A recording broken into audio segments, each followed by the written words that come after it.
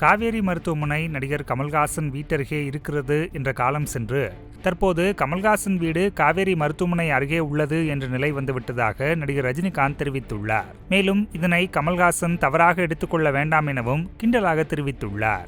திருச்சியில வந்துட்டு ஒரு ஃபியூ பெட்ஸ் போட்டு ஸ்டார்ட் பண்ண ஒரு காவேரி அந்த ஹாஸ்பிட்டல்ஸ் இப்போ கம்ப்ளீட்லி பல சென்டர்ஸில் அது ஆழ்வார்பேட்டில் அது பண்ணிட்டு இப்போ பக்கத்து பில்டிங் அது எடுத்துக்கிட்டாங்க. முதல்ல காவேரி ஹாஸ்பிட்டல் எங்கே இருக்குது அப்படின்னு சொன்னால் கமல்ஹாசன் வீடு பக்கத்தில் இருக்குன்னு சொல்லுவாங்க. இப்போ காவேரி ஹாஸ்பிட்டல் எங்கே இருக்க கமல்ஹாசன் வீடு எங்கே இருக்குன்னு சொன்னால் காவேரி ஹாஸ்பிட்டல் பக்கத்தில் இருக்குன்னு சொல்கிறாங்க.